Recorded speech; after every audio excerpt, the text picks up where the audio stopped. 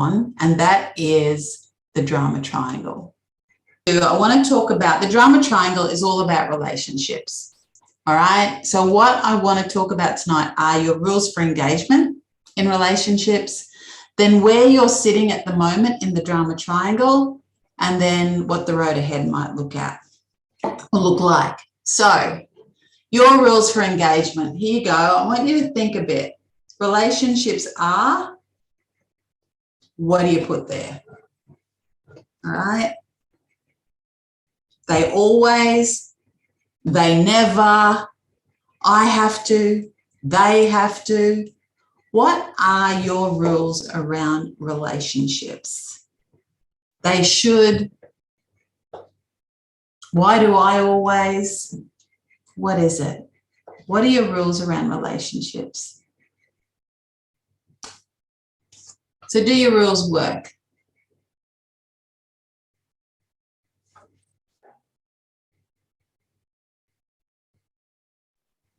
I've got a, I had a lot of rules that didn't work. Yeah, they were rules around me being able to control things. They were rules around me not ever admitting that I was wrong. Rules around, I had all sorts of rules. Rules around what I needed to see from someone else before I would trust them. Like even in a friendship, like I'd be very, like it was, the rules were all there. And what, you know, they weren't useful. The rules I have now, yeah, are much more resourceful. And like people have been saying, mutual respect, boundaries, keep it light, communication. That's a big one, you know. As we go through, what we're going to talk about a bit here, because all of us still, the drama triangle is just the most excruciating place to be. And has anyone here, even in the last week, been triggered in a relationship, been triggered in an interaction? Right? Well, as soon as we're triggered, we're here in the drama triangle. And you know, this was Karpman way back in 1968, wrote this dissertation around fairy tales and script dramas. And what he realized was that in all of these, there was just three characters, three main characters: the rescuer, the knight in shining armor, the victim, the damsel in distress, and the persecutor, the evil ogre or the wicked witch, and variations of, right? And the reason these stories resonated so much with us is because we resonate with each of these positions on the triangle. Right? Now, some of us will have a favored position, 100%. I'm going to put my hand up. I was rescuer, right? And what happens is, and we'll go into what each of these are in more details, we dance around and around this triangle with someone else. All right, in constant drama and shadow. And the beauty of the triangle, when we're in this triangle, it consumes all of our energy and we don't truly have to look at what's going on for us. And that's why so many people choose to stay here. But what it means is we never start creating our best life. We're just stuck here, swimming around here.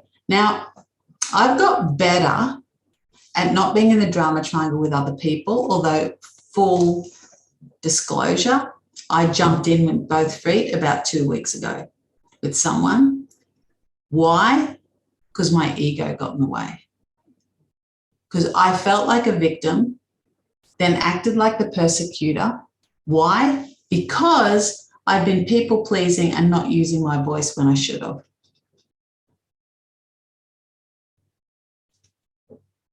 That's simple, right? And it really created a bit of a storm that then I needed to fix. I could have stayed in ego and just doubled down, 100%. Done it in the past, you know, wouldn't have worked, wouldn't have got the result that I now have. I wouldn't have felt comfortable. And so, yeah, generally speaking, I don't jump in the drama triangle with other people, but I sure did recently.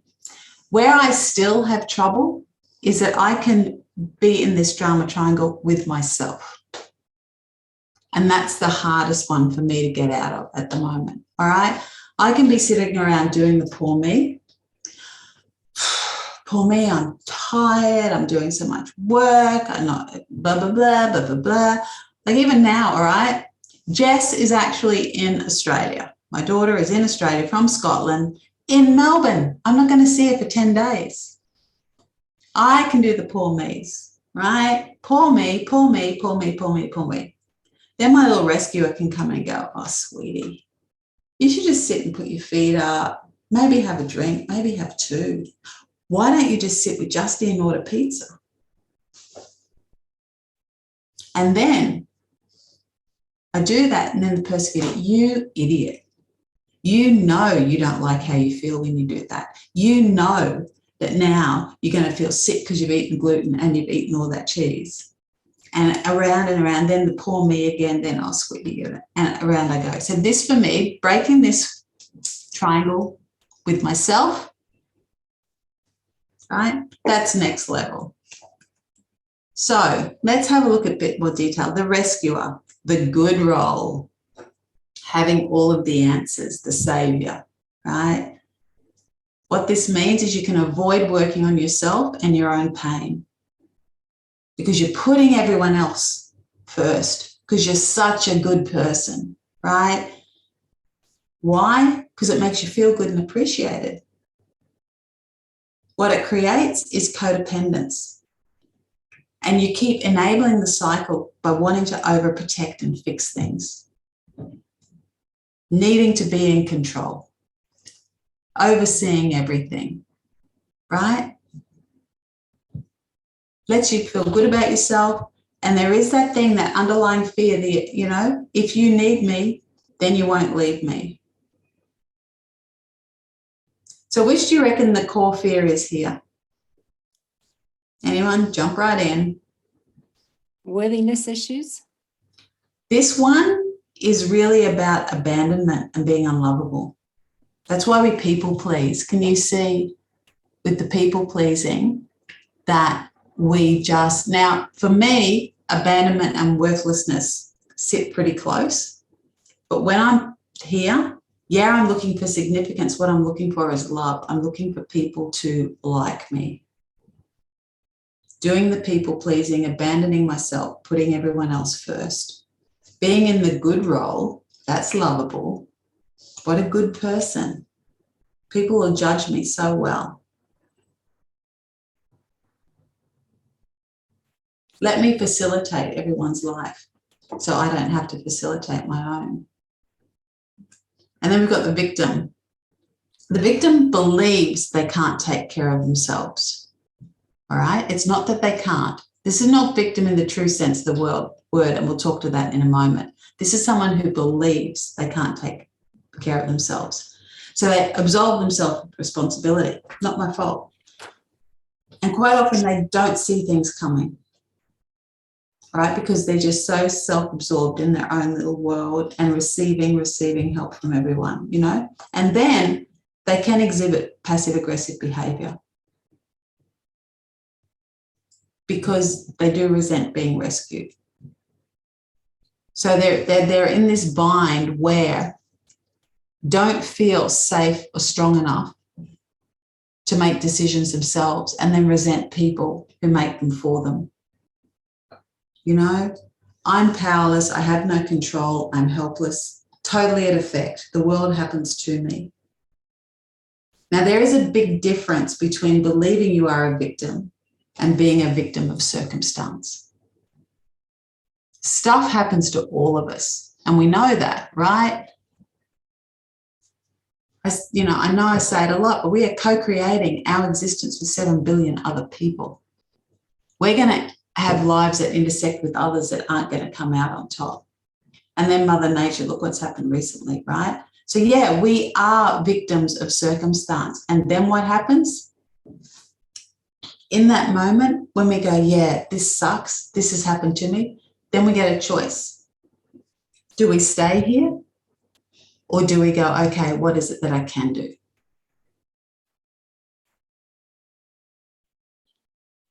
So in here, what do you reckon the core fear is? Worthlessness, abandonment, powerlessness? What do you reckon? Powerless and worthless. Certainly powerless, 100%. And it's really interesting with worthless, because when we get to persecutor, worthlessness is their big fear, and persecutor is on the extreme end of victim. So yeah, 100% proves, right? So persecutor feels really justified in shaming and blaming, holds others entirely responsible for every situation, can be a bully, sees the world as really harsh, hides behind pride and uncaring detachment. So it's the classic huge ego, really low self-esteem. Dog eat dog word out there, and I'm going to make sure I survive. So yeah, that's worthlessness. So here, the cost. The rescuer keeps victims stuck, which prevents them from their growth. They ignore their own work and they go looking for people to rescue. But then what happens? They feel taken advantage of because they're martyring themselves, and then they get bitter and resentful. The victim stays dependent, avoids learning to take responsibility, and has the constant complaining and whining. It's really interesting. There was a study done that showed that a lot of narcissistic women sit in victim mode. And what happens is they sit there really dependent on other people, but everyone is dancing to their tune. They're pulling all the strings and manipulating,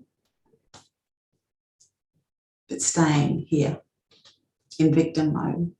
And then the persecutor feels lonely, looks for connection, has this real inability to change. They are so stuck and fixated on how, the blame and shame thing.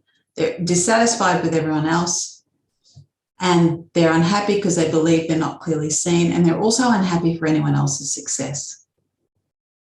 So you can see here, when we're in this triangle, nobody is getting out here. There is no love and light here.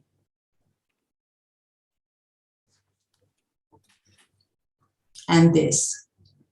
The victim is not as helpless as they seem. The persecutor does not have a valid complaint. And the rescuer is not really helping.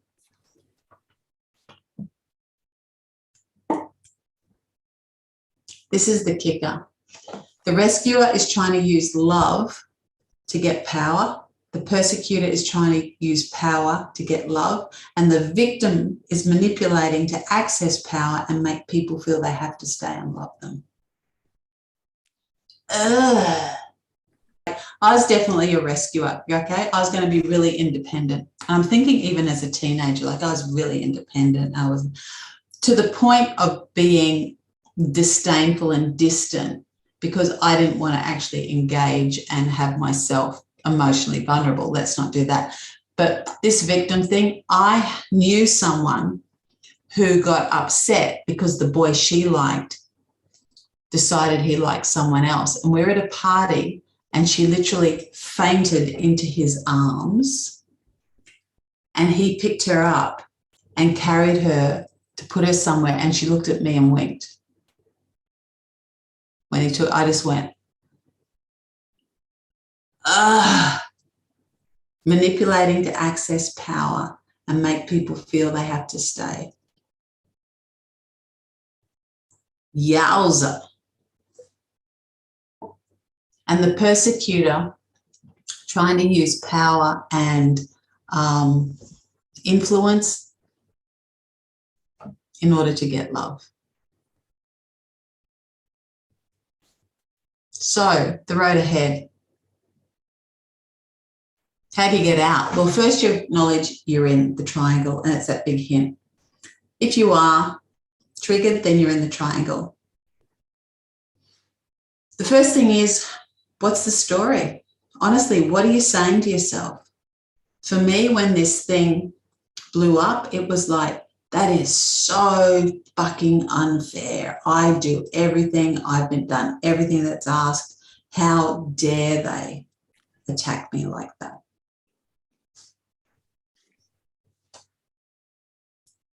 Resentful rescuer heading straight into victim mode. Core fear, powerlessness, 100%. And then how do I transform that? First, I had to acknowledge the story. Really had to acknowledge the story and acknowledge that I was feeling powerless. Then, okay. And of course, by the time you explode so that you have temporary power over, you end up feeling really worse anyway. So then it was about transforming the fear by dropping into my body, feeling all the feelings, and coming back to a place of love. Letting go of the bully mind and coming back to a place of love. Recognizing that I could say sorry and not die. I could say that was a really inappropriate thing to do and not die. I'm really sorry and not die. And also then acknowledge that when that was said, it made me feel this. And yes, I behaved inappropriately, but it really triggered this fear in me. Owning it. 100% owning it. And it's about listening to what your mind's saying. Yeah, it's still probably going to be racing, but it's about actually listening to what it's saying and go, yeah, that's the story. That's what it's saying. This isn't fair. That's bullshit. How dare they? Whatever it is, right? So, doesn't mean I should never help anyone. Should I never acknowledge when I've been the victim of someone else's actions? Should I pretend that everything is always fair? Well, hell's no, right? 100% not. When we help, what we seek to do is empower rather than enable.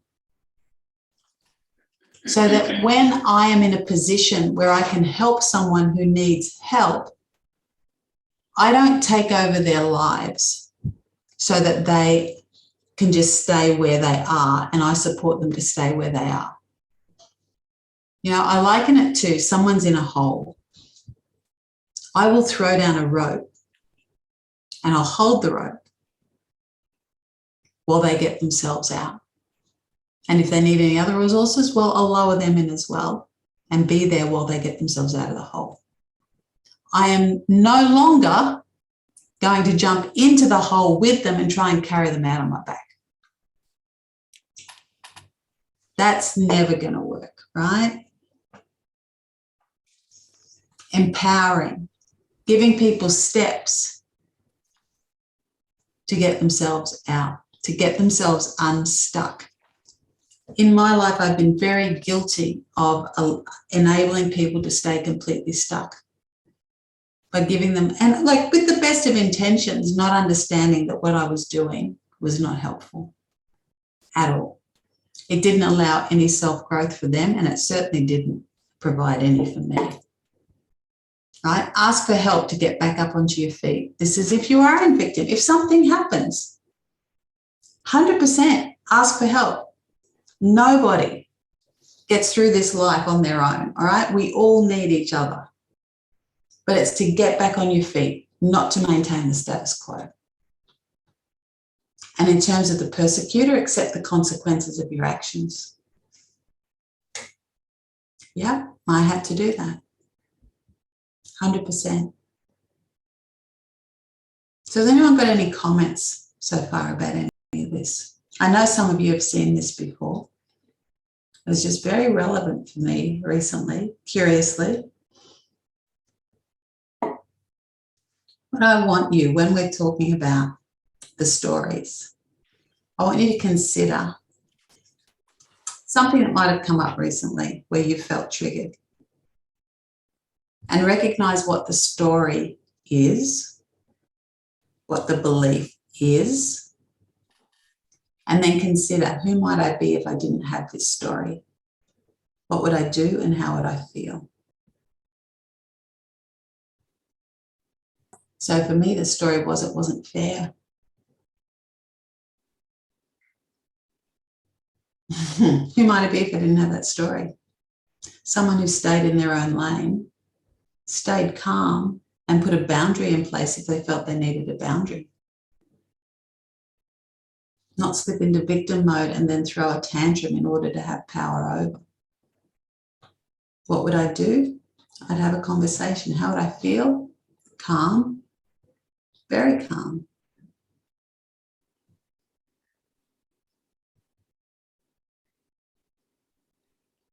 Anyone else? What are the stories you've run when you've been in the drama triangle? Oftentimes we're in the drama triangle and we're doing this because we don't know anything else. It's not that we're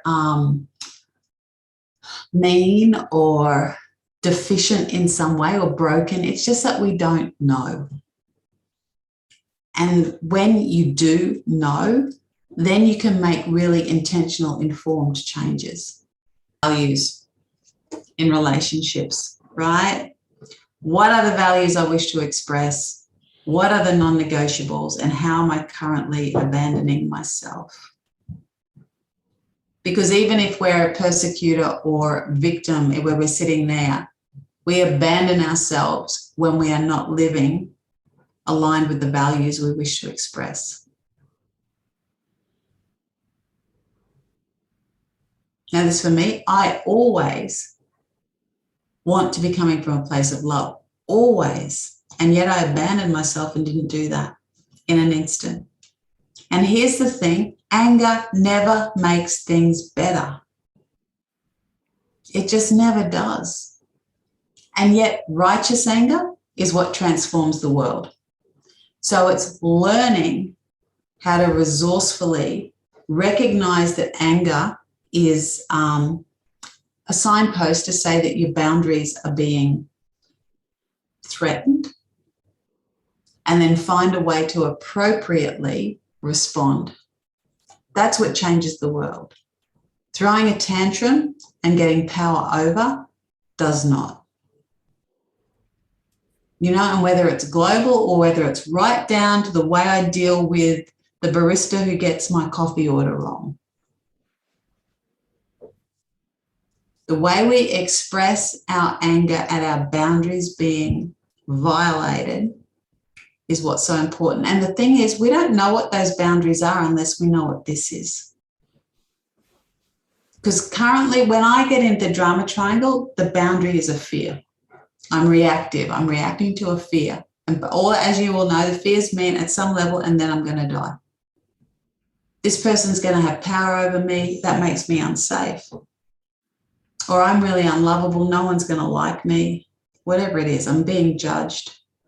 And here's what happens when we work out what the stories are, when we realize we can be who we want to be, express the values we want to express, love ourselves and love everyone else, right?